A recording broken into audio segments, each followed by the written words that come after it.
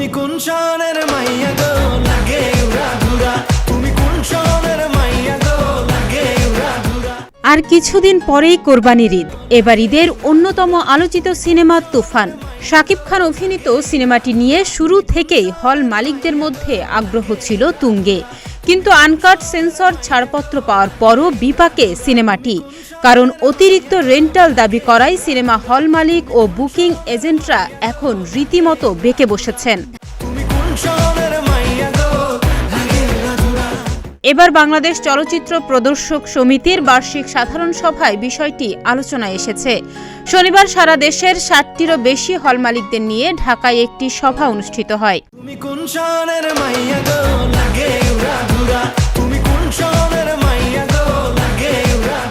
সভায় উঠে আসে সিনেমা হলের সংস্কার, নতুন হল নির্মাণে বাংলাদেশ ব্যাংকের যে ১,০০০ কোটি টাকা পুনর্অর্থায়ন তহবিল ঋণ দেওয়ার অগ্রগতি না থাকার অভিযোগ ও হিন্দি সিনেমা চালাতে দেয়া, সিনেমা মুক্তি দিতে যে অগ্রিম রেন্টাল দিতে হয় সেসব বিষয়ে অভিযোগ তোলেন হল মালিকরা। এই সময় তারা আরও জানান, দেশের সিনেমা হলগুলোতে হিন্দি সিনেমার সম্প্রচার করা হচ্ছে, আর এ কারণেই বাংলাদেশের সিনেমা দেখতে দর্শক কম আসছেন। এ সময় গাজীপুরের ঝংকার সিনেমা হলের মালিক শরফুদ্দিন ইলাহি সম্রাট জানান, তুফান নিয়ে আতঙ্কে আছি, রেন্টাল দিয়ে সিনেমা চালানো সম্ভব নয়। এখন পর্যন্ত তুফান সিনেমার একটি স্লিপও কাটা হয়নি।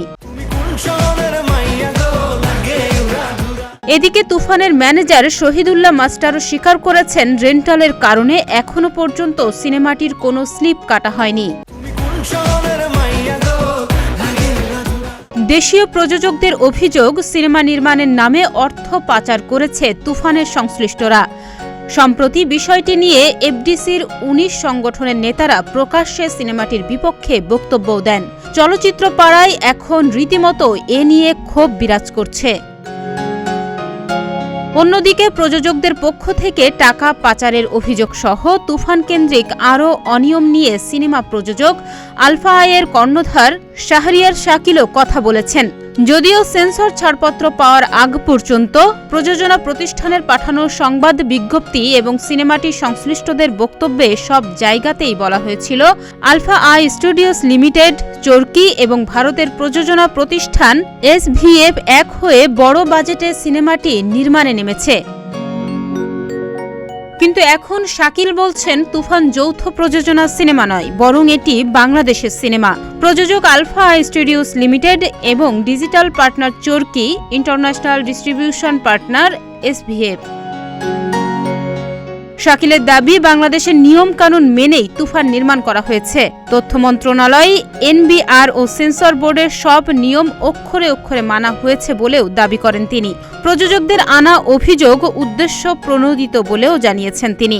কারো মনে প্রশ্ন থাকলে তথ্য মন্ত্রণালয় এবং NBR থেকে খোঁজ নিতে বলেছেন তিনি। ডেস্ক রিপোর্ট, প্রতিদিনের বাংলাদেশ।